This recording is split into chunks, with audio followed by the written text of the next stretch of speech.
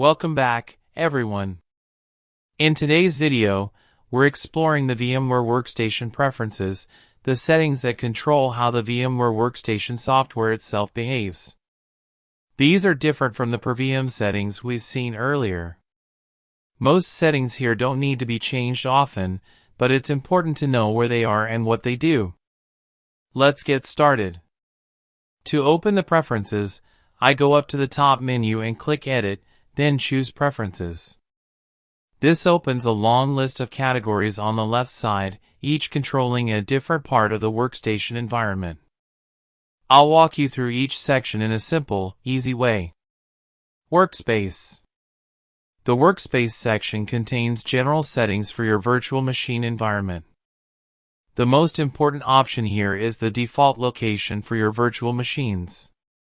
If you want all your VMs stored on a specific drive, you can change the path here. Most other settings can safely stay at their defaults. Next is Input, which controls how your keyboard and mouse behave inside the virtual machine. When you click inside the VM window, your mouse and keyboard automatically switch to the VM. If you have VMware Tools installed, the cursor moves freely in and out. But if VMware Tools is missing, you'll need to press Ctrl+Alt to return control to your host computer. Hotkeys. The Hotkeys section lets you customize keyboard shortcuts used in VMware Workstation. You can choose your preferred modifier key, Ctrl, Shift, Alt, or the Windows key. And Workstation will adjust all shortcut combinations accordingly. Different shortcuts key combination is given. Display. The Display section handles how your virtual machine window looks on your screen. For example, when you switch to full screen, VMware can automatically adjust the VM's resolution to match your monitor.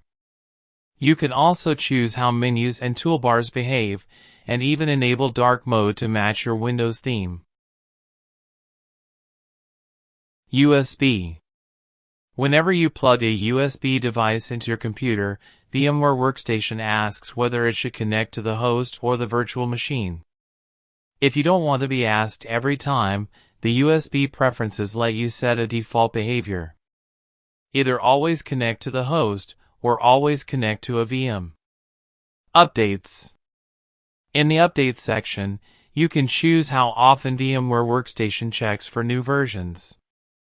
You can also enable automatic updates for VMware Tools inside your virtual machines. Feedback.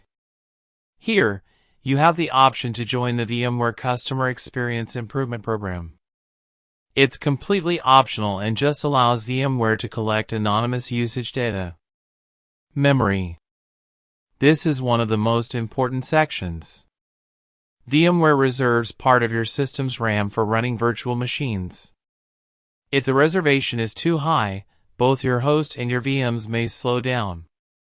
For example, if your computer has 32 GB of RAM and VMware is reserving 28 GB, you will definitely feel performance issues. Ideally, your system should have at least 16 GB or more to run multiple VMs smoothly. There's also an option for VMware to use part of your hard drive as swap space if physical RAM gets low.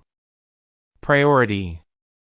This section allows you to choose the priority VMware gives to a VM when you're interacting with it.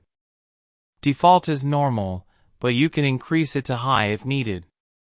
You'll also find a setting for background snapshots, which allows VMware to take snapshots without pausing your work. But this only works for powered-off virtual machines. Devices. Finally, the Devices section lets you control whether Autorun should activate when you insert USB drives or CDs into your host. If you prefer your VMs not to automatically open installers or files, you can disable Autorun here. And that's a quick tour of the VMware Workstation Preferences. If this breakdown helped, don't forget to like, subscribe, and share.